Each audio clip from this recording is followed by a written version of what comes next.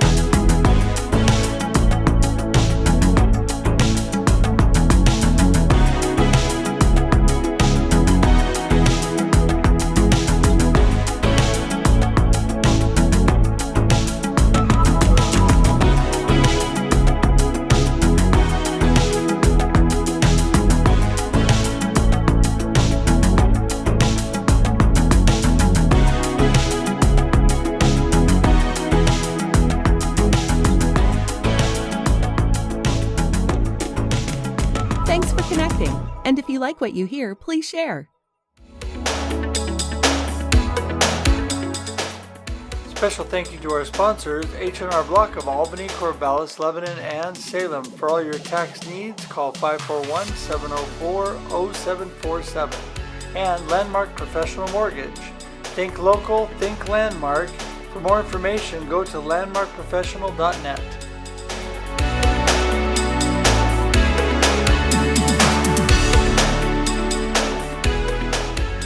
It's a very good afternoon to you. Welcome to Marketing with Russ. Even though it's not Russ, it's Alan Hennessy here. How are you today? I am the guest host for today on the Marketing with Russ podcast, videocast, whatever you want to call this. This is what it is.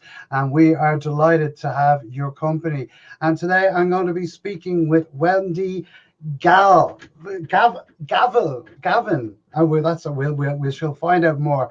I got the right pronunciation of that coming up soon. But just a little bit about me. I'm Alan Hennessy from Compass Media, social media and digital marketing. I am based here in Dublin, in Ireland, and we are delighted. I'm delighted to be the guest host here for Russ today, who is having a little bit of a time off, well deserved as well. So without further ado, I'm going to bring my guest on, and that is the wonderful Wendy. So Wendy, how are you today? Great to see you. Wait, can you see me?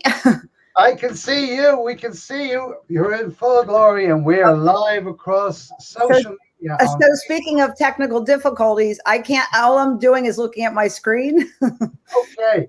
Well, we have, there's the two of us here on screen. So Wendy, how are you? So I'm good. I'm great. Happy Memorial Day to everyone. Wherever you are, where it's cold and rainy. Hopefully you guys, other people are having, sunny, nice weather. But I think it's been nice to have a long weekend. So I want to get on because it's awkward just talking to my computer screen. Okay. So we'll try and get that sorted. So if you want to log on, and you can even log on to Facebook, or you can see us there, or if you switch your screen view. Oh, there, got it. There we are. Hello. Hi.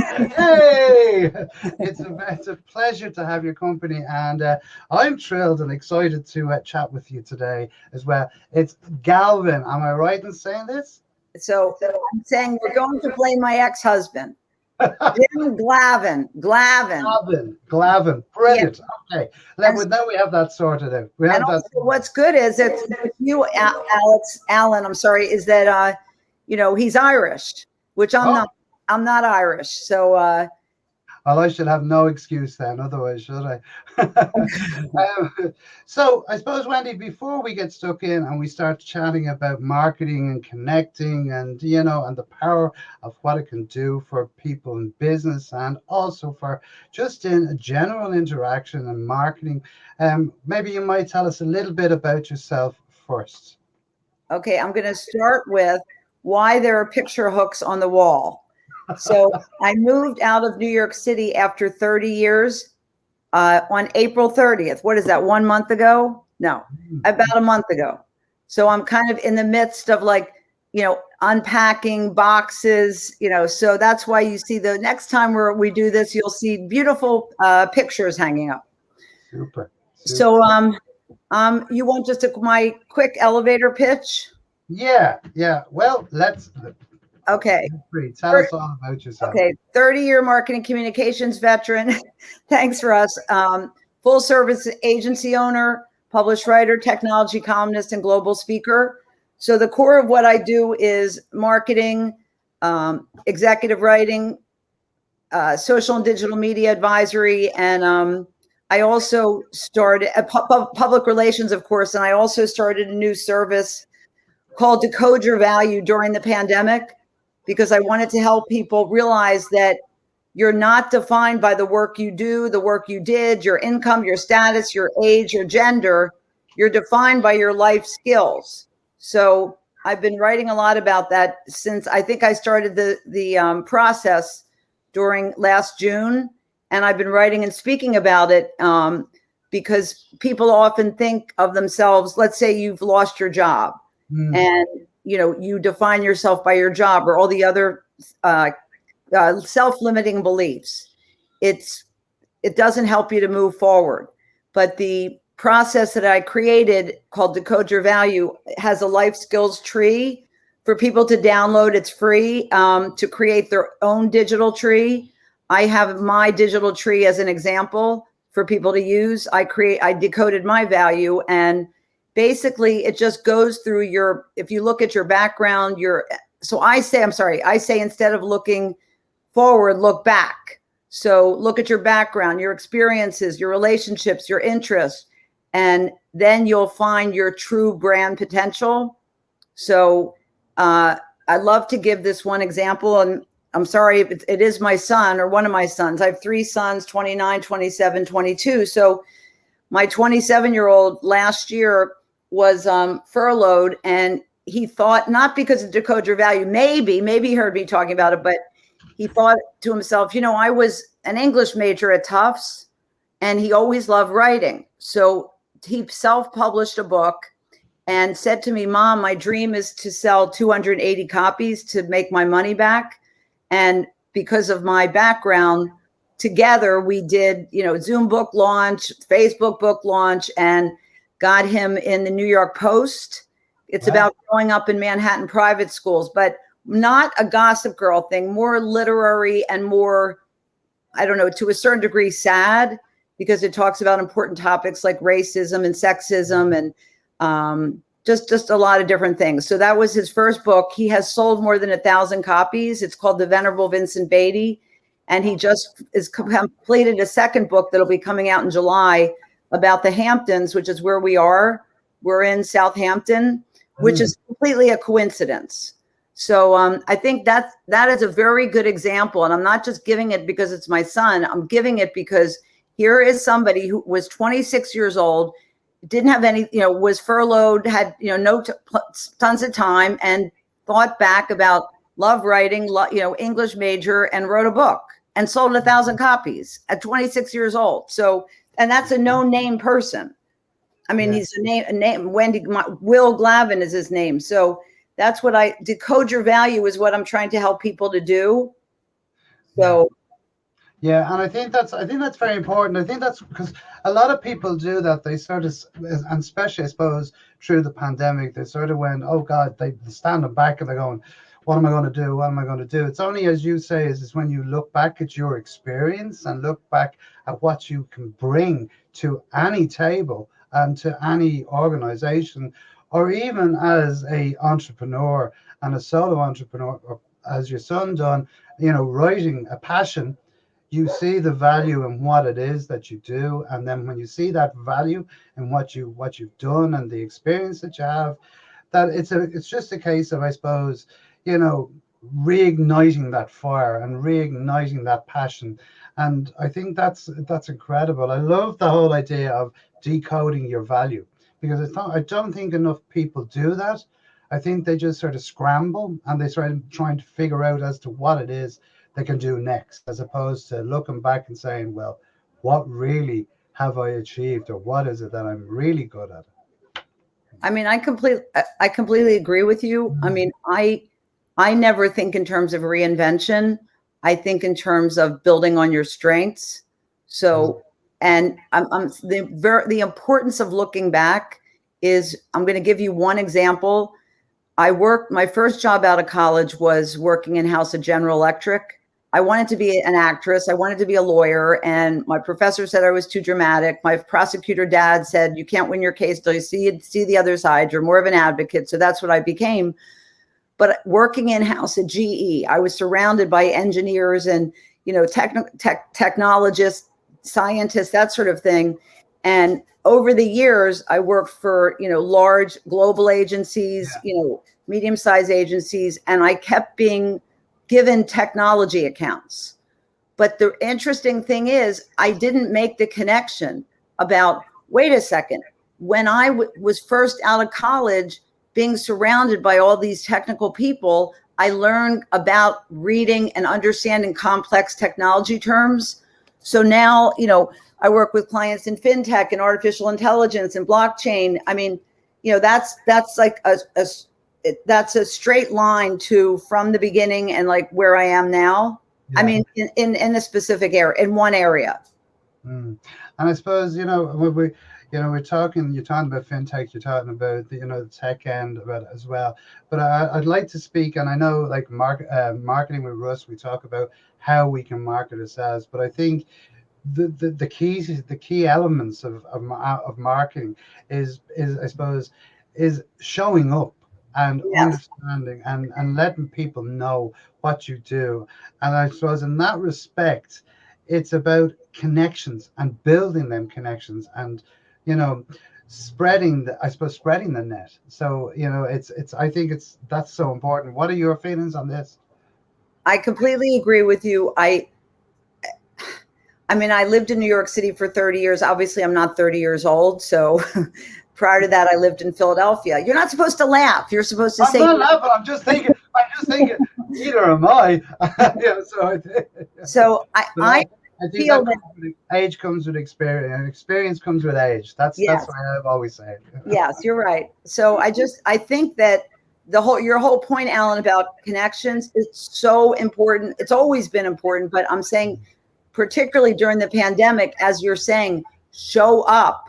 And what I do, I'm outgoing. So obviously I'm going to be talking, but for people who are not, like, don't just be an active participant, even ask a question or something, because it helps you learn more.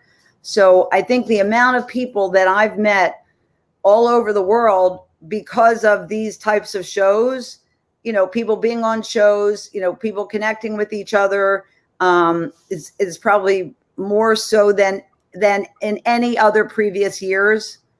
And what I think is also really good is, at least what I believe, the pandemic, has affected us all in a lot of negative ways, major, losses. But the thing is, people have become more personal. So I'm thinking in the past when I went to live events, it's always about dressing up and, that kind of thing, and being more businessy, like, hey, I'm Wendy Glavin, founder and CEO of Wendy Glavin Agency. And I think during the pandemic, I'll say my merged my professional and personal personas. So now what you're seeing is the total of me. Yeah. So I think that's maybe another thing that people should keep in mind. It's okay if if you are working remotely, if you're in a situation like this with, not a completed, room. I mean, it doesn't matter. It's what you just said, Alan, just, show up. And I think people still are fearful of going live. But I want to tell everyone, with the experiences that I've had, it's like you're talking to a friend. I mean, like we're doing now. It's not like a formal, it's actually, to me, much better in this way than it had been previously. Also, we have more time. And so connections, I do think also it needs to be two-way. I do get a lot of emails and, cold calls, which I don't like.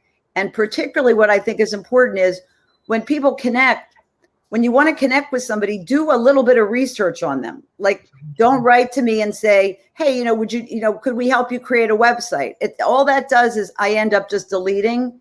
I mean, take the time to do research on the person that you want to meet. And it's interesting. You can find all different ways of connecting. I remember connecting with different people because of, I don't want to say sports because I'm not that knowledgeable, but I do know because of my 3 sons about football, basketball, baseball. I learned more during the pandemic watching the NCAA, all that stuff. So I'm saying that's even a personal interest is a way that you can connect. Even, in the beginning, prior to this, our show, your show, Alan, we spoke about the fact that Alan lives in Ireland, and I spoke about the fact, I visited Ireland. It was really beautiful. So I think that's what's really makes things like much more relaxed. And I think it's freeing that we don't have to hide ourselves, just be who we are. Yeah, and I think that's very important. I think, to your point, what you're saying there about, getting to know the people as well.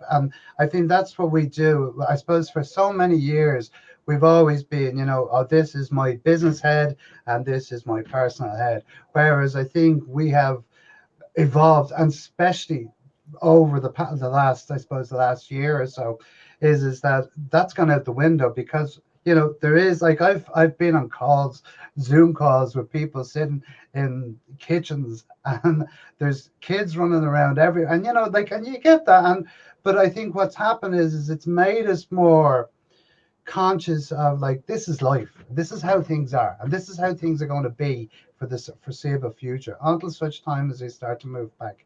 But I think what we've done is we've huge learning curve is that we've actually all learned that it's okay not to be perfect, and it's okay to have that whatever's going on. But I think at the end of the day, your quality of your work will always shine through. But I do believe, and I totally agree with you, is build that connection and get that person to know, or get that company or that people that you're trying to attract to know you. Once they know you, as you say, they'll like you, and then when they like you, they're going to trust you. And the thing is, and if they don't like you, it's okay. I mean, not everyone is going to like us. Yeah. So, I think what's really important is to be honest with people about who you are, about, if they're asking for services or help or whatever it is, to be really honest about, what you do and what you don't do, and also have a way in which you work. For example, with public relations, in all cases, I'm honest, but I'm saying I don't tell clients what they want to hear, which is like, oh, sure, you'll be in TechCrunch. I will say, I'm just using that because that's a specific example. It's like, oh, well, I was in TechCrunch. And I said, when? And he said, 5 years ago. I said, well, 5 years ago is not today. So today you're not going to be in TechCrunch at the moment because of blah, blah, blah, blah, blah. So I think it's also important, be aware. I'm not saying you, Alan, I'm just saying for people, be aware that we're living in a pandemic. So, be empathetic, be honest, be caring. I'm saying I cannot believe that the way that people sometimes behave as if we're not even in a pandemic. I mean, we have to understand the fact people have lost their jobs. People are down, depressed, there's a lot of, mental health issues. So, basically, I mean, it's certainly not what I say, but I believe, just be kind. Yeah. And I would say also, which the people who are salespeople aren't going to like this, but stop selling. There's a famous quote. I don't have the person in my head, but it's called, instead of selling, start helping. It might be Gary Vaynerchuk, but stop selling. I mean, it's just, and I don't like the bait and switch where like, oh, read about you, or da da da da da, and then it's like in for the I don't want to say kill, but in for the, you know what I mean? It's like don't do bait and switch. Yeah, and now what I do, people call, oh hi, this is da da da. I'm like, this is what I say. Where are you calling from? Why are you calling? And I mean, it's sort of rude, but I mean, we all have limited time. I say, okay, I'm not interested. Thanks. Bye. Yeah, because you can waste so much time on a phone when you actual sort of.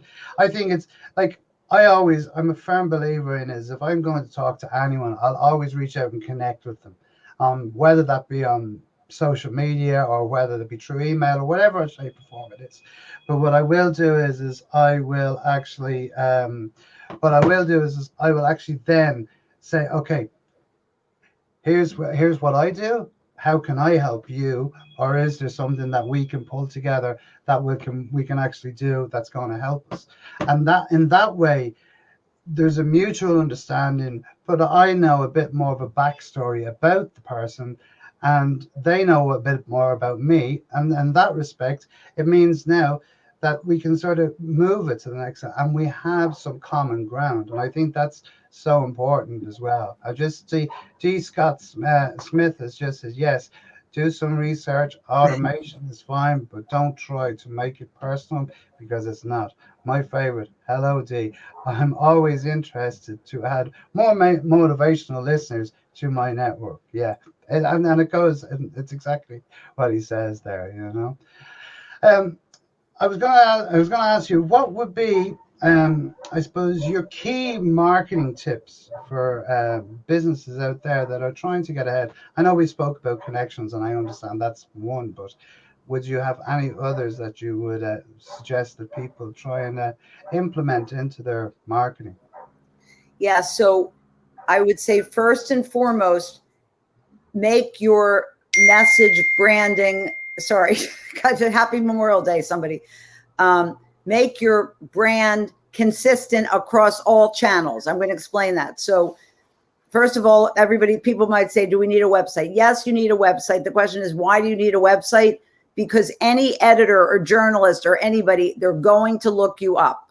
So everything needs to be consistent from your website to, depending on whatever you do. I mean, it covers a lot. Website, social media profiles, Twitter, LinkedIn, a bit different than Facebook and Instagram and other social media platforms, but, have consistent brand messaging. So this is not a sales pitch, but like if you go to Wendy Glavin Agency, my banners, for example, the banner on Facebook, the banner on Twitter, the banner on LinkedIn. I mean, everything's the same colors, because you want to have people to have a consistent, experience. The other thing is, which of course does not applicable because we're talking, but don't make websites so text heavy. Like people spend less than 40 seconds so make the first page powerful and not text heavy, not filled with jargon, not business accolades. Like if people are going to recommend you or, get it from other people, not yourself. It's like I gave you the caveat about my son, where, doesn't have as much credibility as the New York Post does in that case. So I'm saying, make sure that your brand is consistent. Number one, colors, words, purpose, mission, and please stop selling. And I really do mean that because, again, I don't have it in front of me because, we're in this, we're whatever, we're just kind of, we threw this together, but it's important to make sure that, you have a specific brand message that is different per channel. So on Twitter, that's sort of more serious. The other thing is interact with people. So comment on other people's posts. Don't just be on Twitter reading people's things or I see a lot where people are just selling services. You need to build communities on all the different social media sites. Facebook, I'll say Facebook and Instagram for me are more the personal side of me in the sense of, my 3 boys and college graduation and, all that kind of stuff, which I have decided not as a business strategy, but, posted all these photos from graduation. I guess it was about a week ago, on my birthday too, all over the place. I mean, on LinkedIn, on Twitter, on Instagram, on Facebook, etc. So I'm not suggesting that people do that. I'm just saying that, think in other words, I feel comfortable now showing the personal side of me. If you don't, it's okay. But so make sure that your branding is consistent. And also think in terms of where you are as a company. So either if you're a startup, there's certain things that you need to do. Startups, if you're trying to raise money, okay, startups need a white paper, startups need a pitch deck. So it depends on what stage of the journey you're in. And I would also say it's important, or I have found it to be important, to have a business advisor or coach. My business advisor, coach, dear friend is Deidre Breckenridge. And it's tremendously helpful to have an objective perspective about what it is that you're doing. And also how you're perceived may not be what you think about yourself.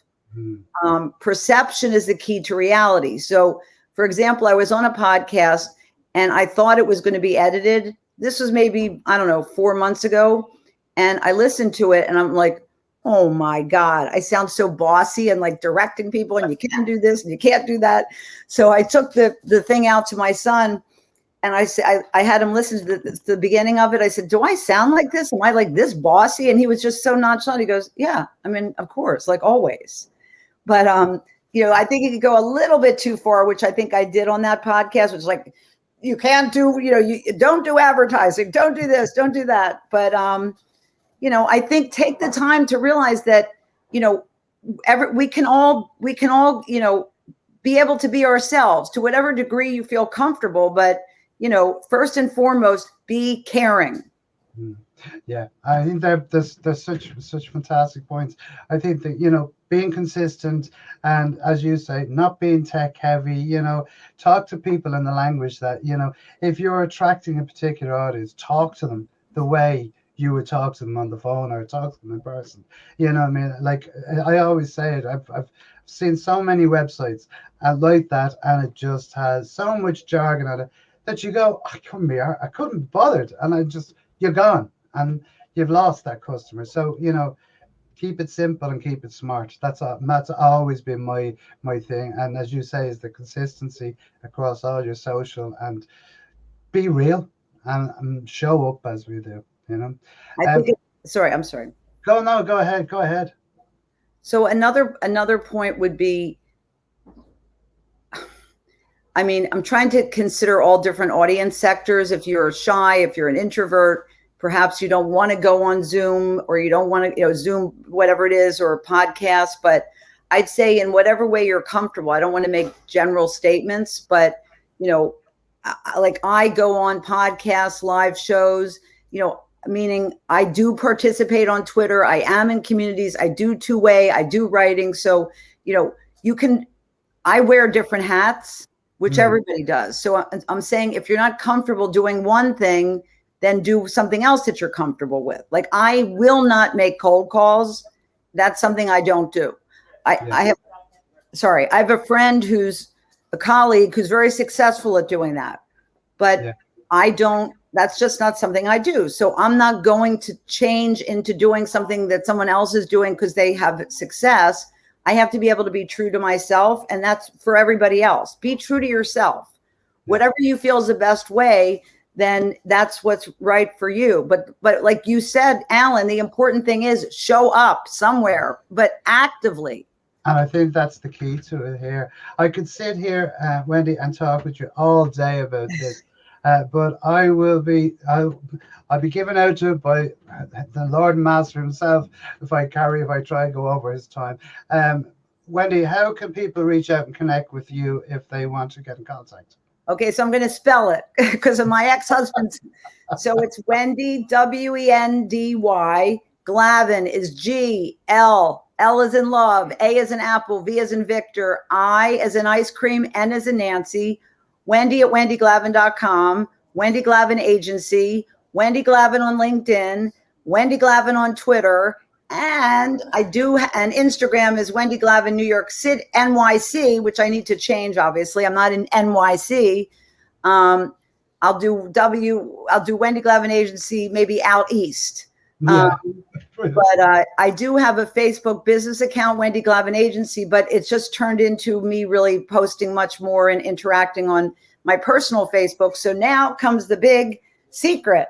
So that has my maiden name. So my personal Facebook account is Wendy Zucker, Zucker Glavin. Wendy Brilliant. Zucker Glavin. And when people say, well, why didn't you use my son said, no, what happened? My son said, are you going to use your maiden name? I said, I don't know, maybe I should use my maiden name when we got divorced. And they said, Mom, you can't, it's too Jewish, which I am Jewish. I'm kind of a Jew in disguise. Blonde hair, blue eyes, Glavin. Beautiful, beautiful. And it has been an absolute pleasure to sit and talk with you today. You too. Thank you so much for having me. It's been really, really great. So thank you, and we wish you continued success. And I'm delighted to have been able to sit and chat with you today. Thank you so much for having me, and thank you so much to Russ. Thanks, Russ. And Russ will be back. So great stuff. Thanks, Wendy. I should talk to you soon. Okay. Bye. Bye. So there you go. The wonderful Wendy sitting talking to us today. Hopefully you enjoyed this Marketing with Russ. Or should I say it's Marketing with Russ, aka Alan. Yes. So guys, thanks so much for joining us today. And Russ will be back next week with another fantastic podcast, videocast, whatever you want to call this. But make sure you tune in here to Russ Hedge.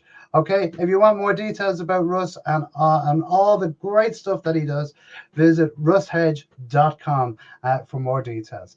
I'll see you all soon. As I always say, be social. Thanks for joining us for this week's episode of Marketing with Russ, aka #RussSelfie. Be sure to subscribe in your favorite podcast app so that you don't miss a single episode. Have an amazing day.